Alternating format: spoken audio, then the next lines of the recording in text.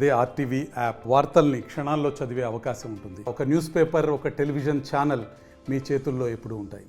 ప్రతిపక్ష YCP party విద్యార్థులను యువతను ఫోకస్ చేసింది. వాళ్ళతో రాజకీయం చేస్తుంది. పెద్ద ఎత్తున కూడా మెడికల్ కళాశాలను ప్రైవేట్ పరం చేయడాన్ని వ్యతిరేకిస్తూ మరోవైపు, ఇంకోవైపు రాష్ట్రంలో పెద్ద ఎత్తున గంజాయి ఏరులై పారుతున్నటువంటి పరిస్థితి ఉన్నటువంటి నేపథ్యంలో ఇవాళ యువత మేల్కొనేటువంటి కార్యక్రమానికి శ్రీకారం చుట్టారు పాండ్యం నియోజకవర్గంలో మాజీ ఎమ్మెల్యే కాటసాని రాంభూపాల్ రెడ్డి. మొత్తం మాట్లాడానికి ఆయన సార్ చెప్పండి, ఇవాళ యువత ఎందుకు మేల్కోవాలంటే?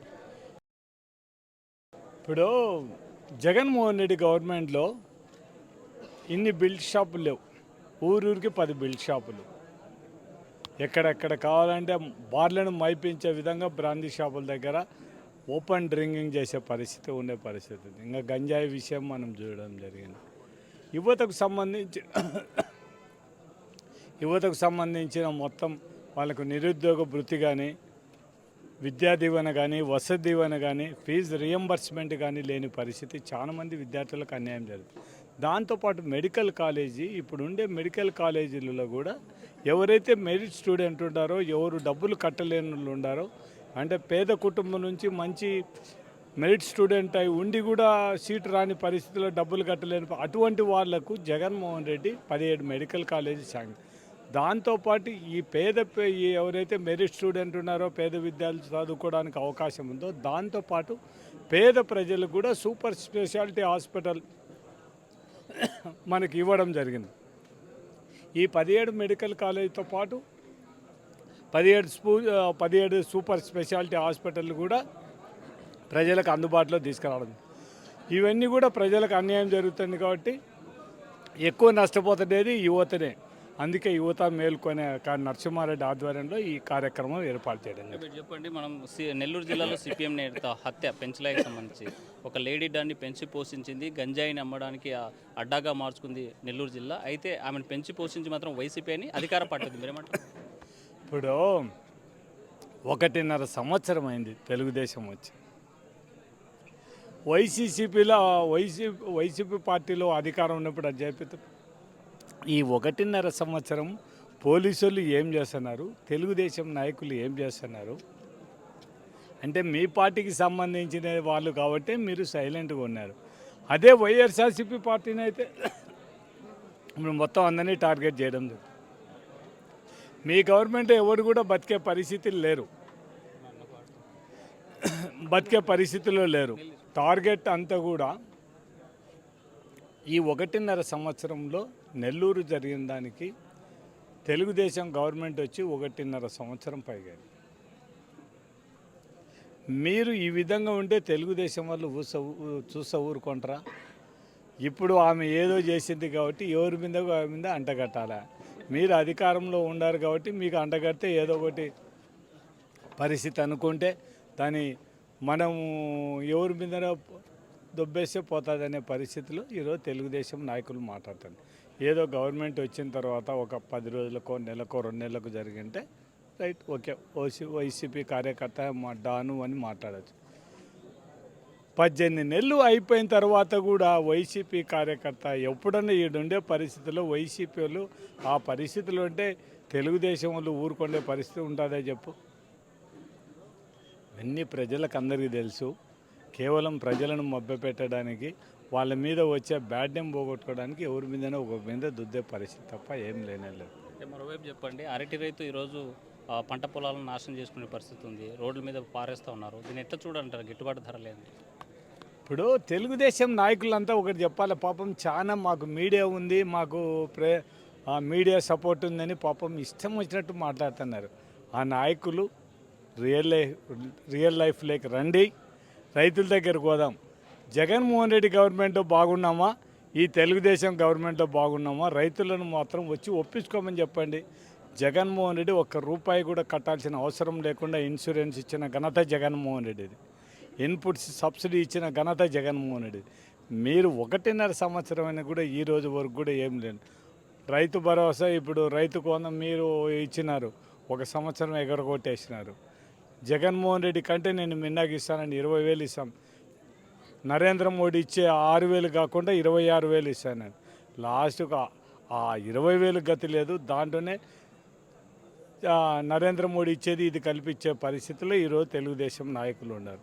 ఆ రోజు జగన్మోహన్ రెడ్డి గవర్నమెంట్లో గిట్టుబాటు ధర ఇచ్చిన ఘనత జగన్మోహన్ రెడ్డిది. రైతులు వస్తే మార్కెట్లోకి వస్తే వాళ్ళు రేట్ లేకపోతే డైరెక్ట్ ప్రభుత్వం కొని వాళ్ళకి ఇచ్చిన మేమే ఎన్నోసార్లు మన గడివేంపల మండలం కానీ ఇదంతా కూడా రైతులకు రేట్ లేకపోతే మనకు మార్క్ఫెడ్ నుంచి కానీ మార్క్ఫెడ్ ఎండితో మాట్లాడి మొత్తం అన్నీ కూడా రైతులు కొనిచ్చిన పరిస్థితి. ఈరోజు పరిస్థితి ఏందో చెప్పండి. పక్కనండే తెలంగాణలో 2200 నేను కళ్ళారా చూసాను, ఒకరు చెప్పేది కాదు. నేను ఒక శాతం మా వాళ్ళందరూ టిఫిన్ తినడానికి దిగినప్పుడు అక్కడనే రైతులు అంతా కూడా వడ్లు అమ్ముతున్నారు. మీకు ఎంత ఇస్తున్నారంటే 2200 రూపాయలు మాకు వ్యాపారస్తుడు ఇస్తున్నాడు. 500 ఒక మూటకు తెలంగాణ గవర్నమెంట్ ఇస్తుంది అంటే 2700. ఆడ ఇచ్చేటప్పుడు ఈడెందుకు ఇవ్వలేకున్నారు? మీరు చాలా మాటలు చెప్పినాడు. ఆడ 2200 2400 మొక్కజొన్న పెట్టుకుంటారు. ఈడ 1400 1600 కూడా గతి లేని పరిస్థితి. అంటే ఆడ కొన్నప్పుడు ఈడెందుకు కొనలేదు చెప్పండి. అంటే కేవలం ప్రజలను మోసం చేయడానికి. అంటే మా చేతుల్లో మీడియా ఉంది, మేము ఏం మాట్లాడినా జరుగుతుందనే పరిస్థితుల్లో తెలుగుదేశం నాయకులు ఉన్నారు. మీ నాయకుడు జగన్మోహన్ రెడ్డి గాలి తిగుళ్ళు తిరిగి సుమారు 250 కోట్లు దీనికే ఖర్చు పెట్టారని కూటమి ప్రభుత్వం విమర్శిస్తుంది. ఎట్లా చూడాలి? ఇప్పుడు 200 కోట్లు ఖర్చు పెట్టినారా అనేది కొంచెం వదిలిపెట్టండి. జగన్మోహన్ రెడ్డి తిరిగినది వాళ్ళ మాదిరి హైదరాబాద్కు అక్కడ ఇక్కడ తిరగడానికి కాదు. నియోజకవర్గంలో ఇక్కడికి రావడానికి, ఇప్పుడు ఓరకల్ ఎయిర్పోర్ట్ రావడానికి ఫ్లైట్లో వచ్చిన ఛార్జీ అది గవర్నమెంట్ పని. జగన్మోహన్ రెడ్డి సొంతం కాదు, ఆయన ఇంటికి ఏం పోలేదు. మీరు ఈరోజు హైదరాబాద్ పోతున్నది ఏ పని మీద పోతున్నాడు? పవన్ కళ్యాణ్, లోకేష్ బాబు, చంద్రబాబు నాయుడు. మీది ఎంత లెక్క అయిందో ఒకసారి తీయండి. జగన్మోహన్ రెడ్డిది కూడా హైదరాబాద్కు ఖర్చు పెట్టినది ఇంకొకటి అవన్నీ చూస్తాం, ఏం అభ్యంతరం లేదు. మీరు హైదరాబాద్కి మీకు మన ఆంధ్రప్రదేశ్ హైదరాబాద్లో లేదు కదా. మీరు స్పెషల్ ఫ్లైట్లలో మీ దానిలో ఎందుకు పోతున్నారు? మీకేం అవసరం ఉంది? ఈడ ఆంధ్రప్రదేశ్లో తిరిగితే ప్రజల కోసం తిరిగినాడు అనొచ్చు. మీరు ఆడికి ఎందుకు హైదరాబాద్లో ఏమిటి పోతున్నా చెప్పండి? ముగ్గురు, ఒక ఆయన సినిమాలు తీయడానికి పోతున్నారు, ఒక ఆయన వాళ్ళ ఫ్యామిలీలు చూసుకోవడానికి పోతున్నారు. వాళ్ళు కూడా జగన్మోహన్ రెడ్డిని విమర్శిస్తే ఎట్లా చెప్పండి? ఫ్యామిలీ చూసుకోవడానికి పక్క రాష్ట్రం పోకూడదంటారా?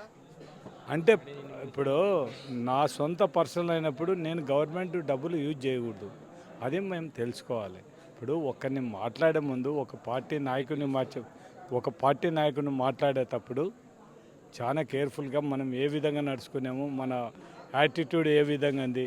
ఇప్పుడు రాజకీయ నాయకులకు ఎట్లయిపోయినా అంటే మేము బయటికి శ్రీరంగ నిధులు చెప్పొచ్చు, కానీ మేము రాత్రి అయితేనే ఏదో ఒకటి దూరొచ్చు అనేది మన సామెత. చెప్పేది శ్రీరంగ నిధులు, దూరేది మనం అది మాట్లాడడం బాగుండదు. అంటే మా రాజకీయ నాయకులు అంతా కూడా, ఒక్క రాజకీయ నాయకుడు ఎవడైనా కూడా అవతల వ్యక్తిని విమర్శించేటప్పుడు నువ్వు ఎంత నిజాయితీ పరుడుగా ఉండవు, అవతల వ్యక్తిని విమర్శించు. అంతే తప్ప ఇష్టమైన రాజకీయ లబ్ధి కోసం అనేది విమర్శించడం చాలా తప్పు. ఇవన్నీ కూడా ఏందో రాజకీయంగా లబ్ధిత పొందుతాం లేని విమర్శిస్తే ఇవన్నీ కూడా ప్రజలు ఒకసారి నమ్ముతారు, 2 సార్లు నమ్ముతారు, ఇంకా 3వసారి ఈ క్యారెక్టర్ ఇటువంటి లేదని వదిలిపెట్టేస్తారు. మనతో మాట్లాడితే కాటసాని నరసింహారెడ్డి సార్, చెప్పండి, ఏంది యువత మేలుకో కొత్త కాన్సెప్ట్ తీసుకొని 9వ తేదీన చేంజ్ చేయబోతున్నారు? యువత మేలుకో అనేది కూటమి ప్రభుత్వము 2024 ఎలక్షన్లలో ఏదైతే అబద్ధాలు హామీలు ఇచ్చి, ఏదైతే యువతని మభ్యపెట్టి, యువతననే కాదు అందరినీ ఏదైతే ఏ రకంగా అయితే మభ్యపెట్టి, ఏ రకంగా అయితే వాళ్ళు అధికారంలోకి వచ్చినారో, వాళ్ళు అధికారంలోకి రాకముందు ఒక వే ఆఫ్ బిహేవియర్ ఉంది. అంటే యువతకి ఇది చేస్తాము, రైతులకు ఇది చేస్తాము, వివిధ వర్గాలకు ఇట్లా చేస్తామని. కానీ వాళ్ళు చెప్పినది ఏది కూడా ఈరోజు యువతకు చేయడం లేదు కదా. నిరుద్యోగ వృద్ధి ఇవ్వడం లేదు, ఫీజు రియంబర్స్మెంట్ ఇవ్వడం లేదు, ఈ జాబ్ క్యాలెండర్ అన్నారు, జాబ్ క్యాలెండర్ లేదు, జీవో 77, 107, 108 రద్దు చేస్తామన్నారు, అవి లేవు. మెడికల్ కాలేజ్ ప్రైవేటీకరణ 50% సీట్స్ వరకు అమ్ముదామన్నట్లు చూస్తున్నారు. అంటే ఈ రాష్ట్రంలో ఎవరు పేద ప్రజలు ఎవరు కూడా డాక్టర్ చదవకూడదా? అంటే వాళ్ళకు డబ్బులు లేనందుకు వాళ్ళకి డాక్టర్ కాకూడదు అనేది ఏమన్నా ఉంటుందా? జగన్మోహన్ రెడ్డి ఆ రోజు మెడికల్ కాలేజీలు ఇవన్నీ ఎందుకు పెట్టినాడు అంటే పేద ప్రజలు కూడా డాక్టర్లు కావాలా, అందరూ నిరుద్యోగ కింది స్థాయి నుంచి పై స్థాయి వరకు ఉన్న వాళ్ళందరికీ కూడా ఏదో ఒక ఉపాధి ఉండాలా. ఎవరు కూడా పిల్లోళ్ళు కానీ ఎవరు కూడా మేము ఇది చదవాలనుకున్నాం చదవలేకపోతున్నామని ఆంధ్రప్రదేశ్ రాష్ట్రంలో ఎవరు ఉండకూడదనే విధంగానే జగన్మోహన్ రెడ్డి గారు ఈ మెడికల్ కాలేజీలు కానీ, నాడు నేడు స్కీమ్ కానీ, ఇన్ని మధ్యాహ్నం భోజనం పథకం కానీ, ఈరోజు మా గవర్నమెంట్లో మధ్యాహ్న భోజనం ఏ రకంగా ఉన్నదో చూడండి, ఈరోజు మధ్యాహ్న భోజనం ఏ రకంగా ఉందో పిల్లలకు చూడండి. ఈ అన్ని అంశాలపైన రేపు 9వ తేదీ నుంచి ఎలాంటి యాక్టివిటీస్ తీసుకున్నారు? అంటే ఫస్ట్ ఏదైనా కూడా మనము ప్రజలలోకి తీసుకొని పోవాలి కదా. మనం ఇది కూడా ప్రజలలోకి ఇది మనం పాణ్యం నియోజకవర్గంలో మొదలుపెట్టిన కార్యక్రమం ఇది యువత మేలుకో అనేది. దీని తర్వాత అన్ని కాన్స్టిట్యున్సీలలో కూడా మా వైఎస్ఆర్సీపీ వాళ్ళు మొదలు పెడతారు. ఎందుకంటే అన్ని దగ్గర కూడా అంత యువత ఉంటారు. వాళ్ళందరినీ కూడా మనము ఇది తెలియపరచాలా, వాళ్ళకి ఉత్తేజపరచాలా. కాబట్టి మన గవర్నమెంట్లో ఈ రకంగా ఉన్నది, ఈ గవర్నమెంట్లో ఇట్లుంది అనేది. కాబట్టి మనం 9వ తేదీ జరగబోయే మీటింగ్లో మనం అందరం ఏ రకంగా చంద్రబాబు నాయుడు మన యువతకు కానీ లేకపోతే నిరుద్యోగులకు కానీ జాబ్ క్యాలెండర్ అని కానీ అందరినీ ఏ రకంగా మోసం చేసినాడు, మనం అందరం ఏ రకంగా మోసపోయినాము, దీంట్లో నుంచి ఏ రకంగా బయటికి రావాలా, మనం ఎలాంటి ముందస్తు గవర్నమెంట్కి ఎట్లా మనం చెప్పాలా, ఇవన్నీ చేయకపోతే దీని తర్వాత మీ పరిణామాలు ఇట్లుంటాయి, మేము ధర్నాలు చేస్తాము, ఇవన్నీ చేస్తాము, మొత్తం ఇవి మీరు హామీలు ఇచ్చినారు అవన్నీ నెరవేర్చేంత వరకు మేము ఇదంతా కంటిన్యూ చేస్తాం, మా ఉద్యమం అనేది కంటిన్యూ చేస్తామనేది మనము 9వ తేదీ మన పాణ్యం నియోజకవర్గ యువతకంతా కూడా తెలియజేయడం జరుగుతుంది. సూటిగా ఈ రాష్ట్ర ప్రభుత్వానికి యువతగా మీరేం చెప్పదలుచుకున్నారు? ఇప్పుడు యువత అనేది ఒక్కొక్కరు ఒక్కొక్క స్థాయిలో ఉంటారు. ఒక్కొక్కరు డబ్బులు పెట్టి చదువుకునే పరిస్థితులు ఉంటారు, ఒక్కొక్కరు డబ్బులు లేకుండా చదువుకోలేని పరిస్థితులు ఉంటారు. ఒక్కొక్క స్టూడెంట్ చాలా బ్రిలియంట్ అయ్యి ఉండి కూడా వాళ్ళ ఇంట్లో వాళ్ళు ఫీజులు కట్టలేని పరిస్థితులలో ఉంటాడు. కాబట్టి ఆ పిల్లోడు చదవలేక ఎక్కడన్నా పనికి పోతుంటాడు. ఇప్పుడు ఏదైతే అమ్మఒడి జగన్మోహన్ రెడ్డి ఇస్తున్నాడో అది కేవలం పిల్లలని పనికి పంపించకుండా స్కూళ్ళకు పంపించాలనే ఉద్దేశంలోనే జగన్మోహన్ రెడ్డి ఇచ్చినాడు. వీళ్ళు కూటమి ప్రభుత్వం ఏం చెప్పొచ్చింది, ఎంతమంది ఉంటే అంతమందికి ఇస్తామని చెప్పినారు. ఎంతమంది ఉంటే అంతమందికి ఇస్తామని చెప్పి మేము మా గవర్నమెంట్లో ఎగ్జాంపుల్ ఒక 10 మందికి ఇస్తుంటే వీళ్ళు ఈరోజు 5 మందికి ఇచ్చి అందరికి ఇచ్చినామని చెప్తున్నారు. అది కాదు కదా ఇవ్వడము. ఇప్పుడు 10 మంది ఉంటే మేము 10 మందికి ఇచ్చింటే నువ్వు అన్ని రకాలుగా వాళ్ళ కుటుంబంలో ఎంతమంది చదువుకునే పిల్లలు ఉన్నారు అన్నీ చూసుకొని నువ్వు మిగతా వాళ్ళకి అందరికి కూడా ఇవ్వాలా. నువ్వు మేము ఇచ్చినది ఎన్ని లక్షల మందికి, నువ్వు 2-3 ఇచ్చినది కూడా ఎన్ని లక్షల మందికి నువ్వు చెప్పాలా కదా. అది చెప్పారు, ఊరికి ఇచ్చినామని మాత్రమే చెప్తారు. కాబట్టి ఇలాంటి దానిపైన ఎన్నో సమస్యలు ఉన్నాయి. యువతకు కానీ రైతులకు కానీ అన్ని రకాలైనటువంటి సమస్యలు ఉన్నాయి. ఇవన్నీ కూడా మేము ముందరకు తీసుకుపోయే విధంగానే ఇది ఉంటుంది. మా అడుగులు అట్లనే వేస్తాం ఖచ్చితంగా. మొత్తంగా చూసుకుంటే యువత మేలుకునేటువంటి కార్యక్రమానికి పాణ్యం నియోజకవర్గంలో వైఎస్ఆర్సీపీగా తొలిసారిగా శ్రీకారం చుట్టాం. ఈ కార్యక్రమానికి రాష్ట్ర వ్యాప్తంగా కూడా తీసుకెళ్తాం, యువతను చైతన్యవంతం చేస్తాం, ఈ కూటమి ప్రభుత్వం చేస్తున్నటువంటి వైఫల్యాలను నిగ్గుదేలుస్తాం, వాళ్ళని ప్రశ్నిస్తాం, యువతతో పోరాటం చేస్తామని చెప్పేటువంటి పరిస్థితి. విడుదల చంద్రశేఖర్తో హుసేన్ ఆర్టీవీ, కర్నూలు. చరిత్ర సృష్టించినోడు ఇప్పుడు ఆ చరిత్రని తిరగరాయబోతున్నాడు. అబద్ధాల గోడల్ని బద్దలు కొట్టి నిజాలను రాగా మీ ముందుంచబోతున్నాడు. నిజమైన వార్తల కోసం వెంటనే డౌన్లోడ్ చేసుకోండి రా యాప్ని.